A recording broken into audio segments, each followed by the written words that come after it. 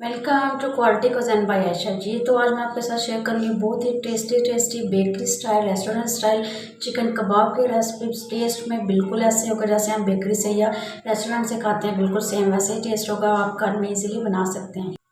Tasty से कबाब बनाने के लिए मैंने एक पाव जो है उबले हुए आलू लेके उनको अच्छी तरह से ग्रेट कर लिया है। उसके बाद मेरे पास बॉईल किया हुआ चिकन है। वज़न की बात करें तो हाफ़ के जी मैंने बॉयल के चिकन जो है थोड़ा सा नमक डाल के इसको बॉईल कर लिया था, वो शामिल करेंगे। थोड़ा सा इसमें जाएगा जी 1 मुट्ठी के बराबर धनिया जाएगा, 2 से 3 बारीक कटी हुई हरी मिर्चें जाएंगी। मसाला में 1 टीस्पून मैंने नमक शामिल किया है, 1 टीस्पून जो है लाल मिर्च शामिल की है, थोड़ी सी मैंने इसमें हल्दी पाउडर शामिल की है, हाफ़ टी स्पून इसमें मैंने गरम मसाला और 2 टीस्पून जो मैंने इसमें धनिया पाउडर और हाफ़ टी स्पून काली मिर्च शामिल किया। अब सारी चीज़ों को अच्छी तरह से हम मिक्स कर लेंगे ताकि अच्छी तरह से सारे मसाले जो मिक्स हो गए। मिक्स होने के बाद जी हल्का सा पानी या ऑयल के साथ हाथों को ग्रीस करेंगे और हम जो छोटे बड़े जो भी शेप है उसकी कबाब की शेप देंगे, जिस भी साइज़ में आपने बनाने हो छोटे या बड़े।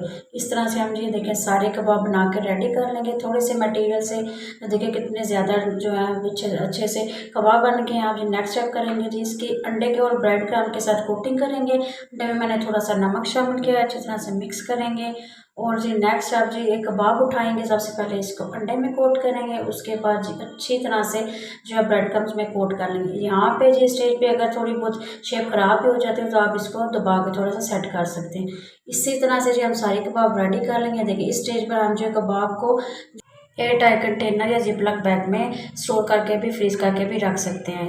महीना भर के लिए जी आप कबाब को जो फ्रीज करके रखें, टेस्ट में कोई फ़र्क आएगा ना कुछ। जब भी मेहमान आए थोड़ी देर निकाल के रखें, उसके बाद जी आप इसको फ्राई कर लें, बिल्कुल सेम फ्रेश टेस्ट आएगा, कोई भी इसके टेस्ट में चेंजिंग नहीं होएगा। बहुत ज़बरदस्त बहुत लाजवाब बनते हैं। जो बातें करते करते जी मैंने अपने कबाब भी फ्राई कर लिए हैं जी, तकरीबन इसको 2 से 3 मिनट लगे हैं। दोनों साइडों भी अच्छा सा क्रिस्पी कलर आने तक मैंने इसको फ्राई कर लिया है। आप भी रेसिपी ज़रूर ट्राई करें। इवनिंग स्नैक के लिए तो बेस्ट स्नैक है, मैं गेस्ट के लिए भी और बच्चों को भी बच्चों को आप लंच बॉक्स में भी दे सकते हैं। रेसिपी ज़रूर ट्राई करें और अपना फीडबैक भी देना ना भूलिएगा। और वीडियो को लाइक शेयर और चैनल को सब्सक्राइब करना ना भूलिएगा। Thank you.